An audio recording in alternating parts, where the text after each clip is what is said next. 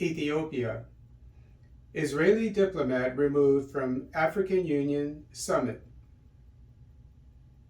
On Saturday, February 18, 2023, the Deputy Director of the African Division of the Israeli Foreign Ministry, Sharon Bar-Lee, and her entourage were removed from the African Union Conference Hall in Addis Ababa, Ethiopia, during the opening ceremony of the bloc's annual two-day summit. A video of the incident, which has been shared on social media, shows a security guard accosting Bar-Lee and escorting her away from her seat. According to AFP, quote, Israel on Saturday condemned the severe expulsion of a senior diplomat from the African Union summit, accusing arch-foe Iran of orchestrating the move with help from Algeria and South Africa. According to WION, Israel's ministry spokesperson Lior Hayat said, quote, Israel views seriously the incident in which Bar-Lee was removed from the African Union Hall, despite her status as an accredited observer with access badges, unquote. Hayat accused Iran, its archenemy, of arranging the expulsion of the senior diplomat from the African Union meeting on Saturday. It is sad to see that the African Union has been taken hostage by a small number of extremist countries such as Algeria and South Africa, driven by hatred and controlled by Iran, unquote.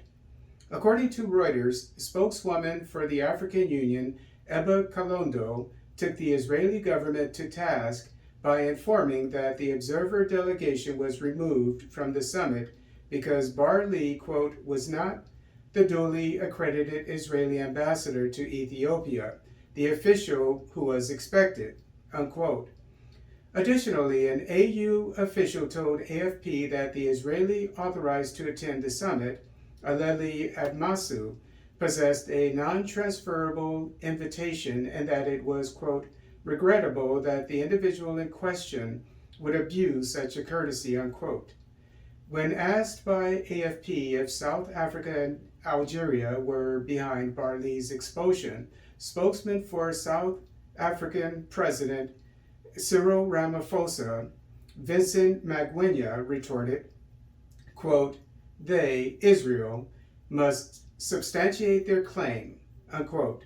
As stated in Reuters, head of public diplomacy in South Africa's international relations, Clayson Monyela, added, quote, until the AU takes a decision on whether to grant Israel observer status, you cannot have the country sitting and observing. So it's not about South Africa or Algeria, it's an issue of principle, unquote.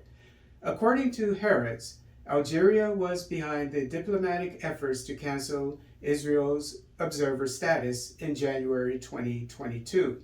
As per WION, Palestinian Authority Prime Minister Mohammed Shtayyeh asked AU leaders on February 4th to cancel Israel's observer status before the summit began today, stating that Israel should, quote, never be rewarded for its violation and for the apartheid regime it imposes on the Palestinian people, unquote.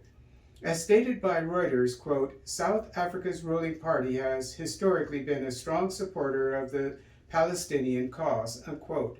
Israel obtained observer status in 2021, creating a row among the 55 member states of the AU. A committee has subsequently been formed by the AU, however, to debate if Israel's observer status should be revoked.